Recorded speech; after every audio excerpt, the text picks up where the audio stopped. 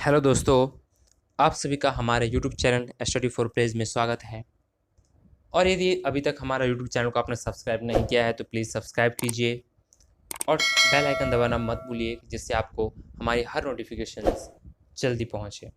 तो अभी हमने पिछले दो वीडियो में प्रीवियस ईयर के सीटेट क्वेश्चन पेपर पर बात की थी और आज हमारा ये तीसरा पार्ट है वीडियो का, जिसमें हम क्वेश्चन नंबर 81 से लेकर के क्वेश्चन नंबर 90 तक डिस्कस करेंगे।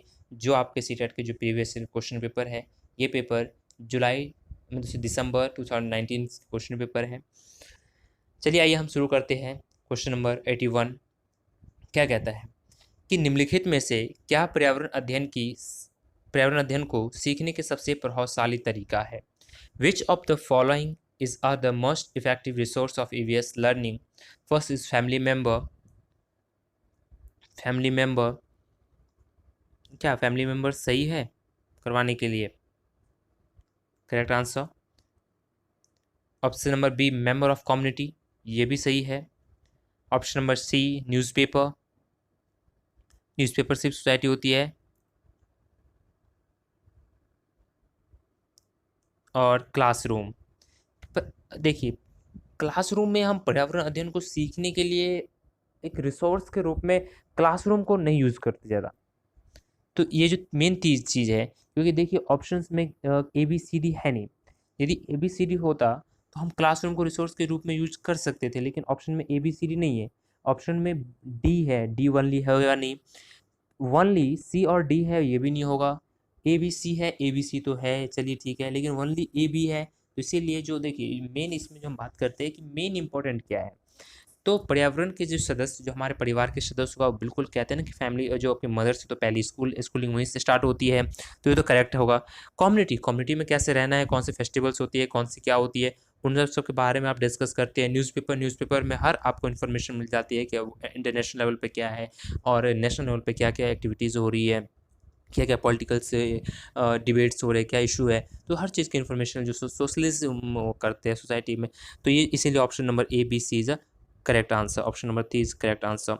नेक्स्ट क्वेश्चन नंबर 82, निम्नलिखित में से मतलब सीखने के कौन से सिद्धांत का पर्यावरण अध्ययन के अनुसरण होता है। हम देखिए पर्यावरण अध्ययन में सीखने के सिद्धांत, हम लर्निंग थ्योरी की बात, आपने यदि हल्का सा चाइल्ड डेवलपमेंट बात की होगी तो लर्निंग थ्योरी में बात करते हैं कि ग्लोबल टू लोकल, क्या ग्लोबल से लेकर नहीं, लोकल टू ग्लोबल होता तो, क्योंकि हम नीचे से, अब बच्चे थोड़ी ना कि सीधा विश्व से बात करते हैं ऊपर से नीचे तक की हो, तो इसलिए ये ऑप्शन गलत होगा। मूर्त से अमूर्त, अब्स्ट्रैक्ट टू कंक्रीट, नहीं, प्राइमरी लेवल में तो अब्स्ट्रैक्ट टू कंक्रीट की बात है ही नहीं। पहले बच्चों को कंक्रीट में बात की जाती है। पियाजे की थ्योरी में भी बात करें तो बात करते पहले कंक्रीट जो आती है। अ नो टू नो, नहीं बच्चों को क्या है, नो टू अ नो, बच्चों को आपने लेसन प्लान बनाया होगा तो इसमें बात किया होगा कि नो टू अ नो, कि मतलब बच्चा पहले से क्या जानता है, तो इसीलिए ये ऑप्शन भी गलत हो जाएंगे। फिर ज्ञात से अज्ञात की तरफ, जो करेक्ट आंसर क्या है, 4 नो टू अ नो, बच्चे मतलब पहले से क्या जानता है और उसके प्रीवियस नॉलेज से कनेक्ट करके हमें न्यू नॉलेज को उसको एक्वायर करवानी है। तो इसीलिए जो ऑप्शन होगा, option number 4 is the correct answer.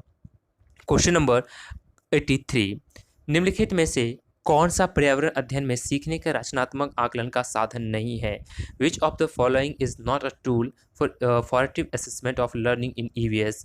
आपने बात की होगी CCU continuous and comprehensive evolution में एक स्कॉलरशिप शैक्षिक और गैर शैक्षिक जो आती है, तो उसमें जो आपके FA मतलब फॉरटिव असेसमेंट जो होती है, तो फॉरटिव असेसमेंट के लिए जो आकलन का साधन नहीं है, फॉरटिव असेसमेंट के लिए आप कौन कौन से टूल्स का मतलब यूज़, मतलब एक टूल्स इसमें से नहीं है, वो आपको करेक्ट करके बतानी है। तो देखिए पोर्टफोलियो तो आपको होगा ही। पोर्टफोलियो में बच्चों क्या होती है कि हर इन्फॉर्मेशन जो बच्चे के स्कूल में क्या है, एडमिशन से लेकर प्रेजेंट टाइम तक हर इन्फॉर्मेशन बच्चों के बारे में कलेक्ट की जाती है। तो ये तो असेसमेंट में तो काम आएगा ही। असेसमेंट और इवोल्यूशन थोड़ा डिफरेंट है, हम इस पर भी बात करेंगे जब हम CC पे बात डिस्कस करेंगे। तो इसीलिए इस टॉपिक को अभी हम इतना ही करते हैं कि पोर्टफोलियो में क्या होता है, बच्चों को लेकर जब एडमिशन से लेकर लास्ट तक की जो डिस्कस होती है, वो सारे इन्फॉर्मेशंस इनमें कलेक्ट होती है। रेटिंग स्केल जो क्रम निर्धारित जो मापनी है, देखिए रेटिंग स्केल भी होती है जब आपको माइक्रो टीचिंग प्लान या मैगुलेशन प्लान बनाने का मौका मिला हो, तो उसमें भी असेसमेंट करने के लिए आपको रेटिंग स्केल के ही दी जाती है, तो इसलिए ये होती है। एग्नोकॉल रिकॉर्ड मतलब वर्णन अभिलेख है ना, एग्नोकॉल जो रिकॉर्ड है वो भी एक इम्पोर्टेंट होती है। उसमें बच्चों को क्लासरूम के बारे में मतलब कौन सा उसका उस पर्टिकुलर क्लास के बारे में इंफॉर्मेशन जो है उसकी इन्फॉर्मेशन उसमें दी जाती है, तो इसीलिए ये भी सही होगा। एक annual achievement test, annual achievement तो ये है ही नहीं फॉर्मेटिव असेसमेंट, वो तो सेमेस्टिव असेसमेंट आता है। जब वार्षिक किसी एनुअल अचीवमेंट टेस्ट की बात करते हैं तो वो एक सेमेस्टिव असेसमेंट होती है, मतलब एक श्रृंखलात्मक होती है, वो ऐसे होती है, एफ नहीं होती है, तो इसीलिए ये गलत होगा। तो इसीलिए इसका जो करेक्ट आंसर क्या होगा, answer number 4 is a correct answer according to, क्योंकि इसमें पूछा क्या है, नहीं है, कौन सा नहीं है, ये तीनों चीज़ तो है लेकिन नहीं है ये नहीं है। क्वेश्चन नंबर 84, निम्नलिखित में से किसको पर्यावरण अध्ययन में बच्चों के आकलन में दूर करना चाहिए, मतलब which of the following should be avoid while assessing children to in assess children in EVS, मतलब कि जो पर्यावरण अध्ययन में बच्चों के मतलब असेसमेंट करने के लिए किसमें दूर करना चाहिए, तो किसमें दूर करना चाहिए, बच्चों को उत्तरों को सही या गलत में आंकना। यदि आप बच्चों को कोई क्वेश्चन पूछ रहा है, आप सीधा ऐसे नहीं कहेंगे कि हाँ तेरा ये गलत है, सही है, तो बस से इसका जो मोरालिटी होती है वो डाउन होती है, फिर वो आगे बोलता है, कहता है कि टीचर तो कुछ ऐसे करे। भाई उनका भी एक थिंकिंग है, बच्चों ने भी कुछ आंसर किया है, तो उनका भी थिंकिंग है, तो उनसे आप पूछ सकते हो बेटा ये कैसे गलत है कैसे सही है ना, तो आप सीधा नहीं कहेंगे बेटा तेरा आंसर गलत है, सीधा तो बैठ जा, तो इस हिसाब से ना ये नहीं करेंगे, तो इसको दूर करना चाहिए। इसका करेक्ट आंसर तो ये डायरेक्ट होगा। और भी देखते हैं, कक्षा 5 के ईवीएस पाठ्य पुस्तक में प्रत्येक पाठ के अंत में दिए गए आज हमने क्या सीखा उस पर चर्चा करेंगे, ये बिल्कुल है, क्या हमने सीखा उस पर डिस्कस होती है। आकलन के संकेत का उपयोग करेंगे, आकलन के लिए हाँ, तो आप कह रहे हैं क्लासरूम में जब जाएंगे तो असेसमेंट करने के लिए आप किसी भी इंडिकेटर यूज करते हैं। बच्चों को सीखने में गुणात्मक आकलन, हाँ क्वांटिटेटिव असेसमेंट की बात करते हैं ना, क्वांटिटेटिव असेसमेंट आप कीजिए, ठीक है ना, तो बच्चों को दूर करना चाहिए पर्यावरण अध्ययन में, बच्चों आकलन करने में ये सही गलत में आंकना कि ये सही है ये गलत है, और वही बच्चा बाद में गलत होता है, तो इसीलिए इसको option number 1 is the correct answer.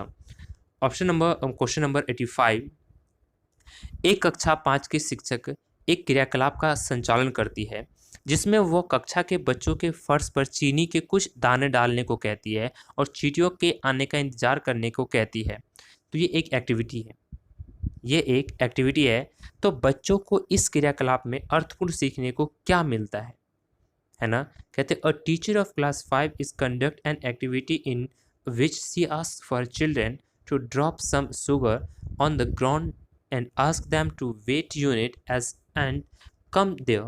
Children can be given a meaningful learning from the activity if teacher, तो इसमें से क्या जो चीज़ सीखने को मिलता है कि बच्चे को क्रियाकलाप का अवलोकन करने के लिए प्रेरित करना, है ना, अवलोकन करने के लिए प्रेरित करना, बच्चे को अपने अनुभव साझा करने के लिए प्रेरित करना, बच्चे को क्रियाकलाप का अवलोकन अनुभव साझा कर उस पर चर्चा करने के लिए प्रेरित करना, और बच्चे को क्रियाकलाप से संबंधित प्रश्नों को घर से करने के लिए प्रेरित करना। देखिए ऑप्शन, ये जो चारों ऑप्शन आपको थोड़ा सा सिमिलरिटी लग रही होगी चारों ऑप्शन में, बट ये है नहीं। देखिए बच्चों को एक्टिविटी करवा रहा है, ठीक है, उसका ऑब्जर्वेशन भी हो रही है, बट अनुभव साझा करेगा तो ये अलग हो जाता है, एक्सपीरियंस बताएगा, लेकिन ये इसमें क्या है, बच्चों को क्रियाकलाप अवलोकन अनुभव साझा करना, उस पर चर्चा करने के लिए, जब तक बच्चा उस पर डिस्कस नहीं करेगा ना, उससे जब डिस्कस कौन कर सकता है, जिसको उसके टॉपिक के बारे में उस कंटेंट के बारे में थोड़ा बहुत नॉलेज है, तो इनके बारे में जो इन्फॉर्मेशन कलेक्ट करती है तो उसमें जब डिस्कस करेगा तो बच्चों को कुछ नॉलेज एक्वायर हो गई, तो इसीलिए जो पॉजिटिव जो सबसे जो मेन बेस्ट जो आंसर है इसका option number 3 is correct answer. Now, question number 85, दी गई सूची पर विचार कीजिए, कछुआ, घड़ियाल, कौवा, बत्तख, मछली, इस सूची में निम्न में से कौन से दूसरे से भिन्न है, मतलब कि आपको बतानी है, कंसीडर द फॉलोइंग लिस्ट, है ना, ये जो आपको लिस्ट है, तो इसमें से जो है रोचीज, क्रोकोडाइल, क्रॉ, डक, फिश, तो इनमें से जो कौन से आपको डिफरेंट है दूसरे से, फ्रॉम द अदर से, फिश, कौवा, घड़ियाल और कछुआ। देखिए फिश भी क्या है, नीचे है, मतलब ये नीचे रेंगता है, उड़ता नहीं है, ये जब इस हिसाब से देखें, क्रोकोडाइल भी नीचे रहता है, उड़ता नहीं है, और ये मतलब और जो कछुआ है ये भी नीचे रहता है, तो ये तीनों चीज़ें हम लैंड की बात करें, लेकिन कौवा जो है एक उड़ने वाला पक्षी है जो है ना, तो इसीलिए ये ऑप्शंस जो थोड़ा अलग है वो उसका इसीलिए कौवा इससे अलग है, तो इसका करेक्ट आंसर क्या होगा? 2 सेकेंड। क्वेश्चन नंबर 87, ये जो कॉलम है और column first column second, state और राज्य और अधिक पसंद का भोजन, ये हमने एनसीईआरटी बुक से जब हम नोट्स डिस्कस कर रहे थे तो उसमें मैंने बताया था आपको इसी टाइप के क्वेश्चंस आएंगे, और ऐसे क्वेश्चंस इसी टाइप के क्वेश्चन इस पे आए हुए हैं। तो पहला क्या है? हांगकांग। और कॉलम 2 में क्या है? किसी भी करी के साथ उपकार टैपिकोआ। ऑप्शन 2 केरल, सरसों के तेल में बनी हुई मछली। कश्मीर, नारियल के तेल में बनी हुई समुद्र की मछली। और ऑप्शन डी गोवा, छोले भटूरे। और इसमें जो पांचवा है वो पकाया हुआ सांप। तो इसमें से मैच करना है कि इसका करेक्ट आंसर क्या होगा। देखिए, हम हांगकांग की बात करें तो हांगकांग में क्या था? हांगकांग में एक सांप का था, जो सांप को खाते थे, तो वो एक पकाया हुआ सांप। करेक्ट आंसर ये। तो ए का 5 हो गया भाई, ए का 5। तो इसको एलिमिनेट कीजिए, ये तो भाई गलत हो गया। ए का थर्ड है सरसों के तेल में बनी हुई मछली, ये गलत हो गया। अब बात करते हैं केरल में। केरल में क्या है? किसी के साथ वो टैपिकोआ, जो हम उबले की बात करते हैं, है ना? B1,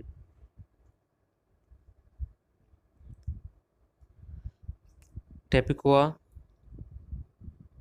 और सी का सेकंड, जो सरसों के तेल में बनी हुई जो मछली की बात करते थे, है ना? तो कश्मीर में सरसों के तेल में बनी हुई मछली, तो सी का सेकंड, सी का थर्ड है, ये भी एलिमिनेट कीजिए। सी का सेकंड, ये दोनों बच गया। गोवा, गोवा में क्या है? गोवा में नारियल के तेल की मछली बनाया जाता है। गोवा में क्या होता है? नारियल के तेल की मछली। तो गोवा के में तो ये D1 है, तो ये भी ये D1 है, तो इसको एलिमिनेट कीजिए। Option number second is the correct answer, Kerala का किसी टाइप के गोवा का। ठीक है, तो इस हिसाब से आप एलिमिनेट करके इसको इसका जो आइडेंटिफाई आंसर जो है निकाल सकते हैं। तो इसका करेक्ट आंसर क्या हुआ? Option second is the correct answer. Question number 88, नीचे दिए गए पक्षियों की कौन सी प्रजाति झटके से अपने गर्दन आगे पीछे करता है? सबसे मतलब झटके से बहुत कौन से प्रजाति करता है? तो मैंने आपको डिस्कस किया था सीधा, इसका आंसर क्या है? मैना। और इसलिए बताया था पक्षी लोग क्यों अपने गर्दन ज़्यादा हिलाते, क्योंकि उसके जो आँख होते हैं वो दोनों साइड में होते हैं, ह्यूमन बींग की तरह सामने नहीं होते। और वो उसकी जो आँख जो पुतली होती है वो अस्थिर होती है, फिक्स होती है ना? तो ये जो मैना है वो जल्दी से आगे पीछे हिलाती है, जो फास्ट करती है। क्वेश्चन नंबर 89, घरों के नीचे दिए गए विवरणों पर विचार कीजिए। राजस्थान में गांव के लोग मिट्टी के घरों, जिनके छतें कटीले झाड़ियों में होती है, उसमें रहते हैं। ये सही है।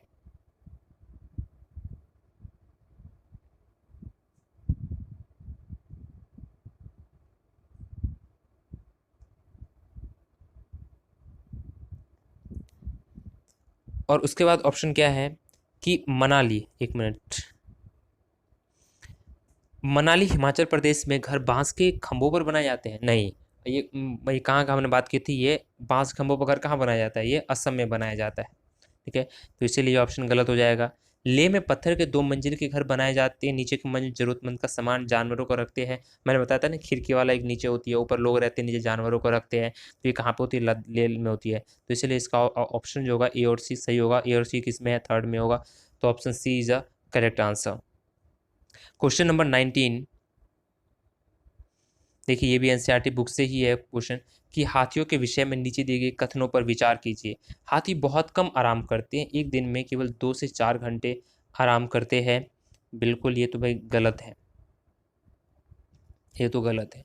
एक बड़ा हाथी एक दिन में 200 कीजे अधिक पत्तियां या झाड़ियां खा लेता है। 200 पत्ती ज़्यादा झाड़ियाँ खा लेता है? नहीं नहीं, अच्छा नहीं नहीं, एक मिनट। देखिए हाथी, हाँ हाथी जो है बहुत कम आराम करता है एक दिन में, केवल 2 से 4 घंटे। हाँ, जो हाथी होती है 2 से 4 घंटे सोता है हाथी। दूसरा याद आ गया था। एक हाथी कितने दो देखिए, बड़ा हाथी 200 केजी तक नहीं खाता है, उसमें हमने डिस्कस किया था कितने केजी तक खाता है। इधर इसलिए ये ऑप्शन गलत होगा। ऑप्शन नंबर सी, इन्हें पानी और कीचड़ में खेलना बहुत भाता है, क्योंकि शरीर को ठंडक मिलती है। ये भी सही था। और ये किसी हाथनी के झुंड में सबसे बुजुर्ग जो हाथनी होती है, जो फीमेल जो एलिफेंट होती है, वो हाथनी ही सभी फैसले लेती है, मतलब उसका लीडर होती है। तो इसीलिए ये ऑप्शन भी करेक्ट होगा। तो ऑप्शन नंबर 90 जो क्या होगा, 90 का थर्ड ए बी सी। अब देखिए ए सी डी, अब ए सी डी ना, इसमें थोड़ा सा आपको एग्जामिनर ने थोड़ा कंफ्यूज किया है। कंफ्यूज क्यों किया कि ए ने इसको लास्ट में दे दिया और सी डी दे दिया पहले, सी दे दिया, डी दे दिया पहले और ए बाद में दिया। तो आपको ध्यान रखना होगा कि ए सी डी करके सीक्वेंस में कैसे भी होगा आपका आंसर यहाँ से मैच होने चाहिए। इसलिए इसका आंसर करेक्ट आंसर क्या होगा, थर्ड होगा, 90 का करेक्ट आंसर। अब हम नेक्स्ट वीडियो में मिलेंगे नेक्स्ट टॉपिक के साथ, जो नेक्स्ट जो क्वेश्चन पेपर जो आप पूछे गए थे। तो चलिए, आपको कमेंट करके ज़रूर बताइए कि आपको वीडियो कैसा लगा, और इस वीडियो को ज़्यादा से ज़्यादा शेयर कीजिए, जिससे कि आपको और अपने दोस्तों को भी हेल्प मिले, कि कम से कम आपको उन बच्चों को भी हेल्प करनी चाहिए कि जिनके पास अभी रिसोर्स नहीं है, और इतनी पैंडमिक टाइम है, इतनी इस कोरोना काल में उनके पास बहुत सारे बच्चे कोचिंग कर रहे होंगे, उनकी कोचिंग छूट गई है, बहुत सारे बच्चे अपने घर से दूर रह रहे थे, तो सीटर के प्रिपरेशन कर रहे थे, बहुत सारी एग्जाम की प्रिपरेशन कर रहे होंगे, बट अभी सब कुछ वो लोग घर पे है। तो उन लोगों की भी कहीं ना कहीं प्रॉब्लम है, और इसके लिए तो इसलिए हम लोग जो है अभी फ्री ऑफ कॉस्ट आपको ये सब चीज़ प्रोवाइड करवा रहे हैं, और ये बिल्कुल कैप्सूल की तरह काम करेगा। आप एक बार ज़रूर उस एक कम से कम एक बार वीडियो को ज़रूर देखिए, जिससे कि आपको पता चल सके कि एक्चुअली ये सीटेट में वाले क्वेश्चंस जो इम्पोर्टेंट है कि नहीं है, और ऐसे क्वेश्चन सीटेट में आते हैं जिस हिसाब से हम आपको डिस्कस कर रहे हैं यहाँ पे। तो इसीलिए चैनल को सब्सक्राइब कीजिए, और वीडियो हम और हमारी टीम आपको प्रोवाइड करवाएगी, हर सब्जेक्ट की प्रोवाइड करवाएगी। और वीडियो को ज़्यादा से ज़्यादा शेयर कीजिए, लाइक कीजिए, कमेंट कीजिए और चैनल को सब्सक्राइब कीजिए। Thank you.